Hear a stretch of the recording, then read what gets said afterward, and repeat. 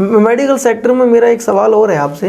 लगभग आप देख रहे हैं पिछले दिनों से, अगर आप पढ़ रहे होंगे, एक एनसीआरबी की जब हम रिपोर्ट पढ़ते हैं तो बच्चों के आत्महत्याओं का आंकड़ा भी बढ़ा है, सुसाइड कंडीशन, जिसमें सबसे ज़्यादा आंकड़ा मेडिकल सेक्टर में बच्चे जो तैयारी करते हैं पीएमटी की करते हैं।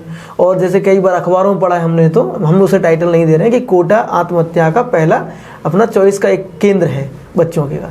तो आप बच्चों को इस जगह पे हम लोग पैसे को अलग कर दें, थोड़ा सा फीस को, बच्चों की मनोस्थिति को क्या देखते हैं कि बच्चा आत्महत्या की ओर बढ़ रहा है? आप चिकित्सक जुड़े हुए हैं, प्रेशर किस बात का है उसके ऊपर?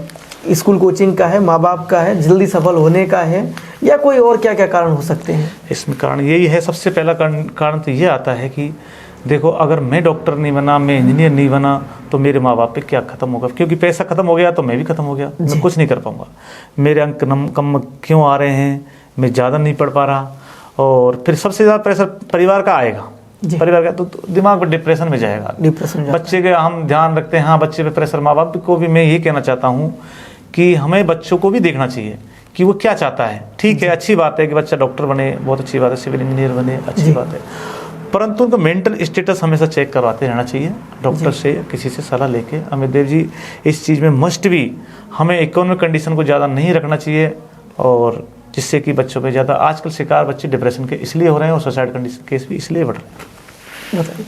देखिए, डिप्रेशन के बाद बच्चे जाना स्वाभाविक भी। कई बार बच्चों को, जब मुझे ऐसा लगता है कि जब बच्चे को पता चलता है कि मैं फेल हो रहा हूँ, तो शायद इसमें आप कितना सहमत होंगे या अपना बात रख सकते हैं कि जब बच्चे पता चलता है कि मैं फेल हो गया, लेकिन उसके बाद पता चलता है कि मेरी वजह से मेरे पिताजी ने मेरा खेत बेच दिया, राइट, उसके बाद पता चलता है कि मेरी माँ के जेवर बेच दिए हैं, राइट, उसके बाद उसे पता चलता है कि मेरे माँ बाप को तगादे वाले घर बैठे हुए हैं और मैं घर जाऊंगा तो पता चलेगा कि तू फेल हो गया और मेरा पूरा परिवार बर्बाद कर दिया, मेरे छोटे बहन भाइयों की पढ़ाई भी मेरी वजह से अवरुद्ध हो गई है और आगे की संभावना खत्म हो गई है। तो बच्चा असफलता के डर से मुझे लगता है कम आत्महत्या करता है, अपने परिवार और अपने भविष्य को लेकर के ज्यादा आत्महत्या करता है, मुझे ऐसा लगता है। ये राइट है, ऐसा ही है।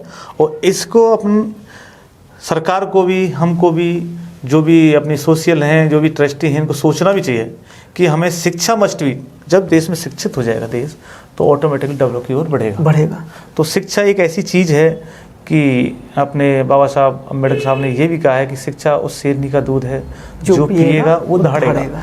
वो हमारे यहाँ ही नहीं दहाड़ेगा, वो पूरे विश्व में दहाड़ेगा। और शिक्षा पे मस्ट भी, माननीय मुख्यमंत्री जी को बार बार मैं तो यही कहूँगा कि आपने चिकित्सा पे अच्छा ध्यान दिया, शिक्षा पे भी ध्यान दें, जिससे कि हमारे गरीब बच्चे खासकर, देखो जैसे मीडियम फैमिली पढ़ा लेती है कैसे भी करके, आप जैसे गांव में गरीब बच्चे हैं उनके लिए कुछ ऐसी योजना लाएं जिससे कि हमारा भविष्य देश का सुधर सके।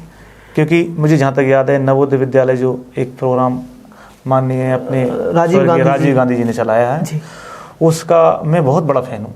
देश के लिए इतनी बड़ी चीज़ दी है उन्होंने, सही बात, कि उसमें 100% रोजगार है, क्योंकि वहाँ पे बच्चों का टैलेंट निखारा जाता है। ऐसी कोई, जैसे कि कोई भी चलाना चाहे तो वो सरकार को ध्यान देना चाहिए। दूसरा